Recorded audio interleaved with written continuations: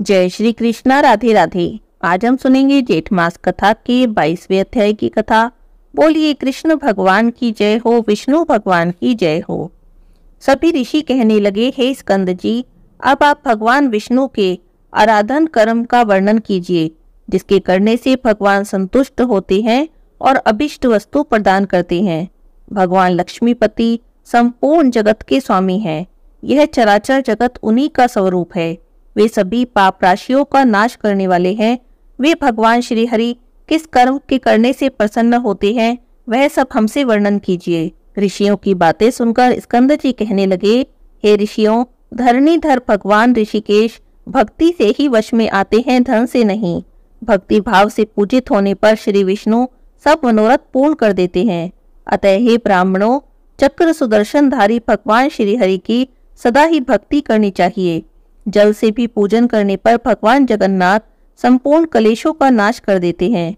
जैसे प्यासा मनुष्य जल से तृप्त होता है, उसी प्रकार उस पूजन से भगवान शीघ्र ही संतुष्ट हो जाते हैं। हे ब्राह्मणों, इस विषय में एक पाप नाशक कथा में आपसे कहता हूँ, बड़े ध्यान से सुनिए।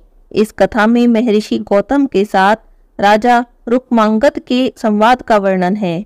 प्राचीन काल में राजा रुक्मांगद नाम से प्रसिद्ध एक राजा हुए हैं। वे सब प्राणियों के प्रति क्षमा भाव रखते थे। क्षीर सागर में शयन करने वाले भगवान विष्णु उनके प्रिय आराध्य देव थे।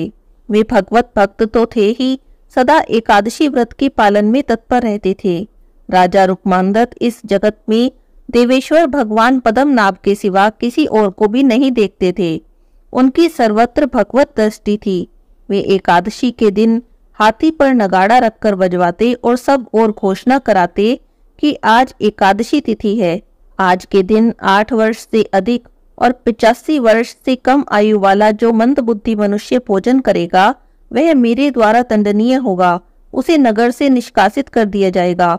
औरों की तो बात ही क्या, पिता, भ्राता, पुत्र, पत्नी, मेरा मित्र ही क्यों ना हो, यदि वह एकादशी के दिन भोजन करेगा तो उसे कठोर दंड दिया जाएगा। आज गंगा जी के जल में गोते लगाओ, ब्राह्मणों को दान दो।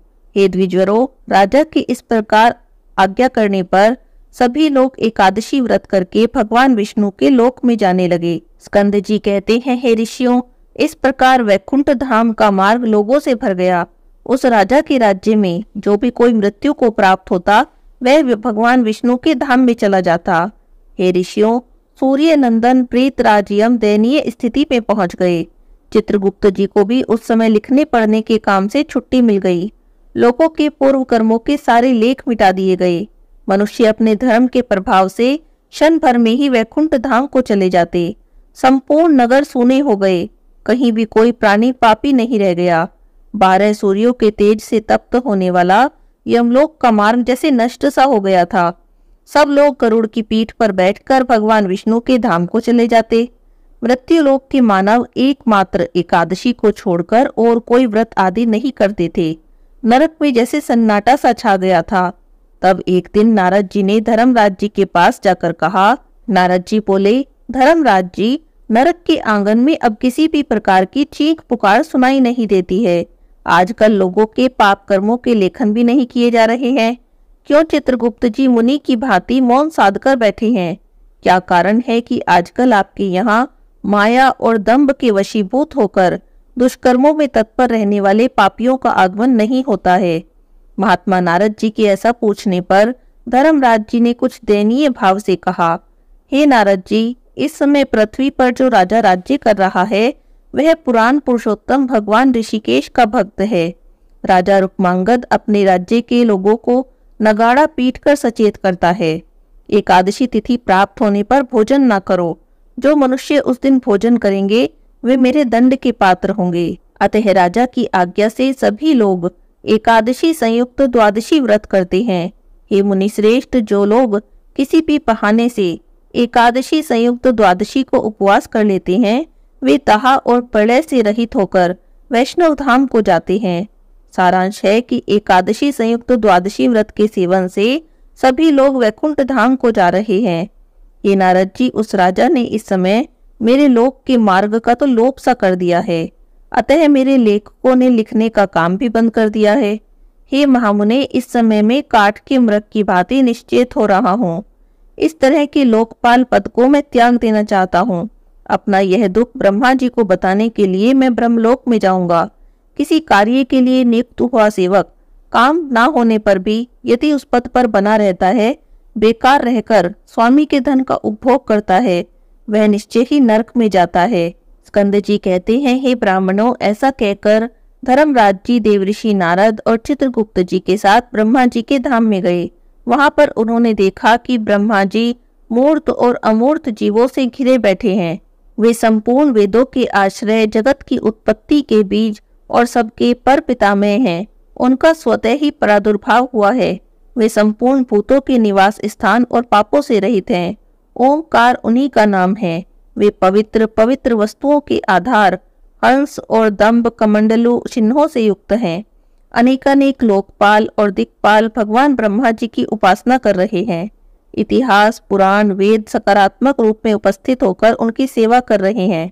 उन सभी के बीच में धर्मराज जी ने लजाती हुई नववधू की भांति प्रवेश किया। उनका मुख नीचे की ओर झुका हुआ था और वे नीचे की ओर ही देख रहे थे। ब्रह्मा जी की सभा में बैठे हुए लोग देवऋषि नारद जी और चित्रगुप्त जी के साथ धर्मराज जी को वहां उपस्थित होता देखकर आश्चर्यचकित होते हुए आपस में बातें करने लगे। अरे, क्या ये सूर्यपुत्र धर्मराज जी यहाँ पितामह ब्रह्मा जी का दर्शन करने के लिए पधारे हुए हैं? क्या इनके पास कोई कार्य नहीं है? इनके तो एक क्षण का भी अवकाश नहीं होता था। ये सूर्य नंदन यम सदा ही अपने कार्यों में ही लगे रहते थे, फिर आज ये यहाँ पर कैसे आ गए हैं? कहीं कोई संकट तो नहीं आन पड़ा? सभी देवता लोग सकुशल तो है ना? इससे बढ़कर आश्चर्य तो यह मालूम होता है कि ये लेखक महोदय चित्रगुप्त जी भी बड़ी दीनता के साथ यहाँ पर उपस्थित हुए हैं। इनके हाथों में जो पट है, जिस पर जीवों का शुभाशुभ कर्म लिखा जाता है, उसका सब लेख मिटा दिया गया है। अब तक किसी ने भी धर्मात्मा के पट पर लिखे हुए लेख को नहीं मिटाया था। अब तक जो बात देखने सुनने में नहीं आई, वह यहाँ पर प्रत्यक्ष दिखाई देती है। इसका क्या कारण है? स्कंद जी कहते हैं, हे ऋषियों, ब्रह्मा जी के सभासद जब इस प्रकार की बातें कर रहे थे, उस समय संपूर्ण भूतों का शासन करने वाले सूर्यपुत्र धर्मराज जी पितामह ब्रह्मा जी के चरणों में गिर पड़े और कहने लगे, हे देवेश्वर, मेरा बड़ा तिरस्कार हुआ है। मेरे पट पर जो भी कुछ लिखा हुआ था, सब कुछ मिटा दिया गया है। हे कमलासन, आप जैसे स्वामी के रहते हुए मैं अपने आप को अनाथ देख रहा हूँ। हे द्विजवरों, ऐसा कहकर धर्मराज जी निश्चित हो गए। फिर उदार चित्त वाले लोक मूर्ति वायुदेव ने अपनी सुंदर और मोटी भुजाओं से धर्मराज जी के संदेह का निवारण करते हुए उन्हें धीरे धीरे उठाया। उन धर्मराज जी और चित्रगुप्त जी को आसन पर बैठाया। तब धर्मराज जी कहने लगे, हे पितामह, हे नाथ, मेरी बात सुनिए। हे देव, किसी के प्रभाव का जो खंडन है, वह मृत्यु से भी अधिक दुखदायक होता है।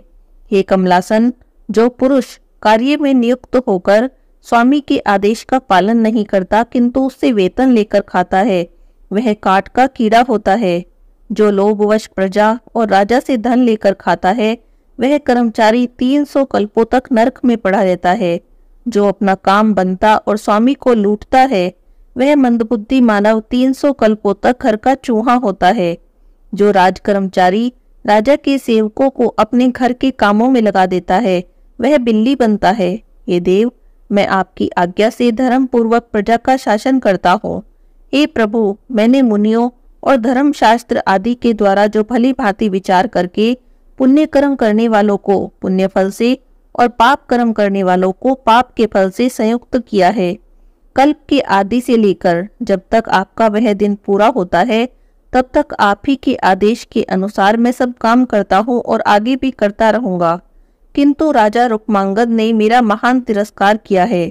हे जगन्नाथ, उस राजा के भय से समुद्रों द्वारा घिरी हुई समूची पृथ्वी के लोग सर्व पापनाशक एकादशी के दिन भोजन नहीं करते और उसी के प्रभाव से भगवान विष्णु के धाम में चले जाते हैं। वह भी अकेले नहीं, पितरों और पितामहों को भी साथ ले जाते हैं। इस लोक में व्रत करने वाले के पितृ तो वैकुंठ लोक में जाते ही हैं, उसके पितरों के पितृ, माता के पितामह, मातामह आदि भी विष्णु धाम को चले जाते हैं। फिर उन सब के भी जो माता पिता आदि हैं, उनके पूर्वज भी वैकुंठवासी हो जाते हैं। इतना ही नहीं, पत्नियों के पितर भी मेरी लिपि को मिटाकर विष्णु धाम में चले जाते हैं। पिता आदि के साथ वीर्य का संबंध है और माता ने तो गर्भ में ही धारण किया है, अतः उनकी सद्गति हो तो कोई अनुचित बात नहीं। नियम यह है कि एक पुरुष जो कर्म करता है उसका उपभोग भी अकेले ही करता है। हे ब्राह्मण, कर्ता से भिन्न जो उसके पिता हैं, उनके वीर्य से उसका जन्म हुआ है, माता के पेट से वह पैदा हुआ है, इसीलिए वह उसको पिंड देने का अधिकारी है। और जिससे उसका शरीर प्रकट हुआ है, ऐसे माता पिता इन दोनों पक्षों को वह तार सकता है। किंतु पत्नी का वीर्य तो नहीं है और ना ही पत्नी ने उसे गर्भ में धारण किया है। अतः जगन्नाथ जी पति या दामाद के पुण्य की महिमा से उसकी पत्नी अथवा ससुर पक्ष के लोग कैसे परम पद को प्राप्त होते हैं, इसी से मेरे सिर में चक्कर आ रहा है। हे कमलासन, वह अपने साथ साथ पिता, माता, पत्नी इन 3 कुलों का उद्धार करके मेरे लोक का मार्ग त्याग करके विष्णु धाम में पहुंच जाता है। वैष्णव व्रत एकादशी का पालन करने वाला पुरुष जैसी गति को पाता है, वैसी गति तो किसी और को भी नहीं मिलती। एकादशी के दिन अपने शरीर में आंवले के फल का लेपन करके भोजन छोड़कर मनुष्य दुष्कर्मों से युक्त होने पर भी भगवान धरणीधर के लोक में चला जाता है। अतः हे देव, अब मैं निराश हो गया हूँ। अब मैं आपके चरणों की सेवा में उपस्थित हुआ हूँ। आपकी सेवा में अपने दुख का निवेदन मात्र कर देने से आप सबको अभयदान देते हैं। इस समय जगत की सृष्टि, पालन और संहार के लिए जो समयोजित कार्य प्रतीत हो उसे आप करें। अब पृथ्वी पर वैसे पापी मनुष्य नहीं है जो मेरे भूतगणों के द्वारा सांकल और पाश में बांधकर मेरे समीप लाए जाएं और मेरे अधीन हों। सूर्य के ताप से युक्त जो यमलोक का मार्ग था, उसे अत्यंत तीव्र हाथ वाले विष्णु भक्तों ने नष्ट कर दिया है। अतः समस्त जन समुदाय कुंभी पाक की यातना को त्याग कर श्री हरि के धाम में चला जाता है। धर्मराज जी ने ब्रह्मा जी से और क्या निवेदन किया और ब्रह्मा जी ने किस प्रकार उनकी समस्या का समाधान किया, ये हम अगले अध्याय की कथा में सुनेंगे। आज के अध्याय की कथा यहीं पर समाप्त होती है। बोलिए कृष्ण भगवान की जय हो, विष्णु भगवान की जय हो।